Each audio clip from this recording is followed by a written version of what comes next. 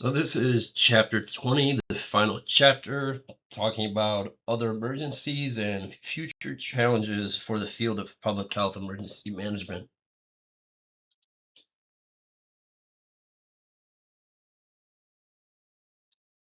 This chapter is a bit of a recap of what we talked about throughout the course, through all the chapters in this book.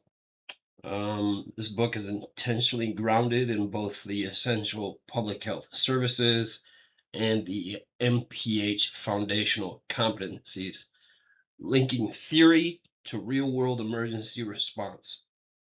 By integrating these frameworks, the book was emphasizing not just what public health professionals should know, but what they must be able to do. Through case studies drawn from actual events ranging from natural disasters to man-made crises, we developed practical skills in preparedness, mitigation, response, and recovery. The goal here was to move beyond abstract concepts and build applied competency. This final chapter challenges learners to translate knowledge into practice, reflect on additional emerging threats, and anticipate future public health challenges. Preparedness is not static. It requires continuous learning, adaptation, and leadership.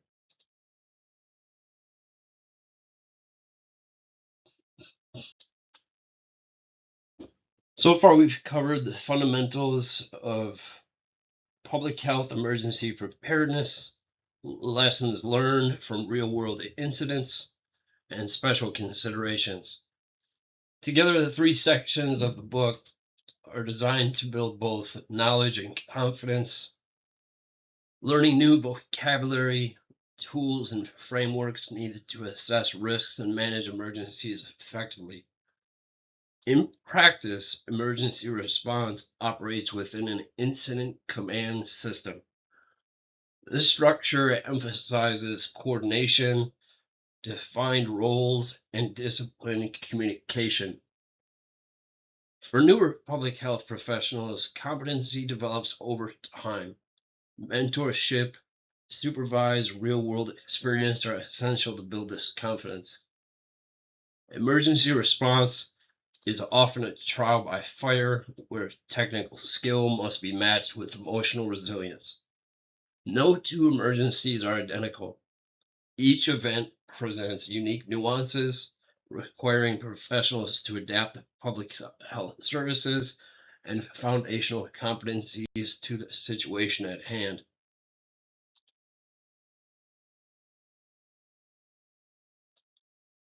Now, as we've seen, public health emergencies span a wide spectrum, from local infectious disease outbreaks, such as CRE linked to medical equipment, to global pandemics like COVID-19. They include natural disasters like hurricanes and earthquakes, human-made crises involving chemical and water supply hazards, and deliberate hazards like nuclear incidents or bioterrorism. The common thread across all these events is a need for a coordinated, structured response.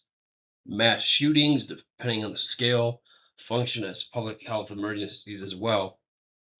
Effective response requires rapid activation of an incident command system, close coordination between public health, healthcare, and law enforcement, and clear communication with the public. Terrorism adds another layer of complexity, whether it's through bombings, cyber attacks, chemical agents, or coordinated attacks like 9/11. These events are designed to create fear and destabilize communities. Responding requires mobilizing multiple core capabilities simultaneously, often under intense pressure and scrutiny. Across all these scenarios, preparedness, coordination, and communication remain the foundational pillars of an effective response.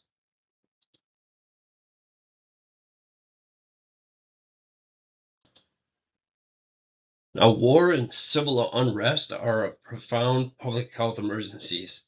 Armed conflict affects civilian populations through displacement, food insecurity, breakdown of sanitation systems, and collapse of healthcare structure.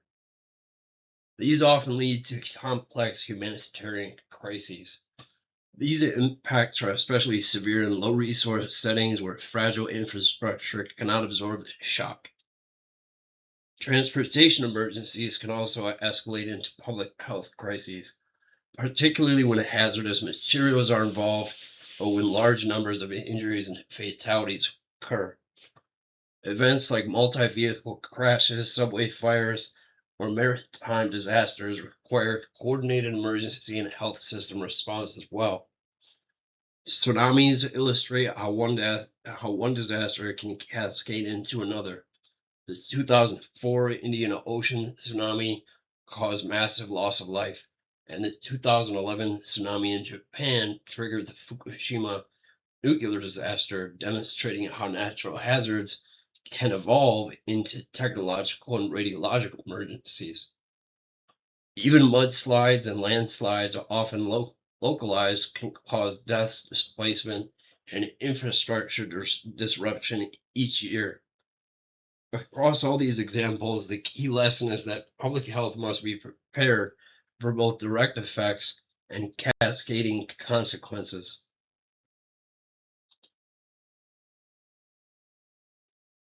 Volcanoes are present on every continent, and approximately 1,500 remain potentially active worldwide, with more than 10% located in the United States. Their dangers include lava flows, fast-moving pyroclastic flows, superheated ash and gas, and lahars, destructive volcanic mud flows. The 1980 eruption of Mount St. Helens illustrates the devastating impact these events can have on lives, infrastructure, and the environment. While some volcanic hazards can be anticipated through monitoring, others occur with little warning, reinforcing the need for preparedness. We also have infrastructure failures, which can represent significant public health emergencies. Building collapses, dam breaches, bridge failures, power grid outages can result in immediate injuries and long-term disruption.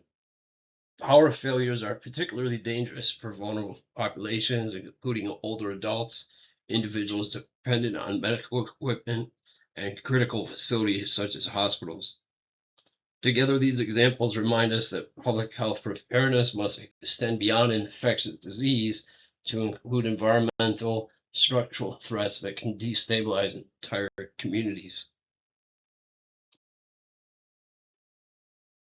Cyber attacks are increasingly recognized as public health threats because they target critical infrastructure, health systems, power grids, communication networks, and those can disrupt care, compromise sensitive data, and undermine public confidence.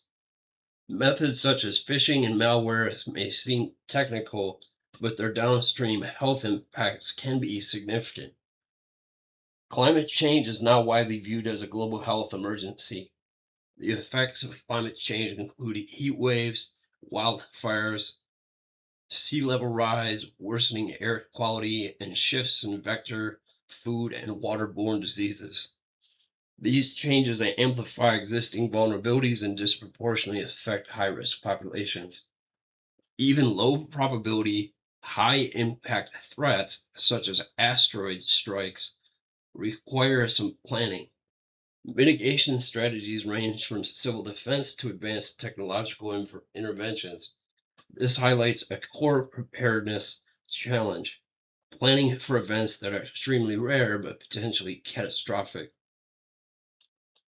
The CDC's Zombie Apocalypse campaign illustrates a creative truth. Effective preparedness for fictional scenarios often mirrors readiness for real ones. Stocking up on supplies, safeguarding medications, and having essential documents ready are practical steps that apply to nearly any emergency. Preparedness ultimately is about adaptability across the entire hazards spectrum.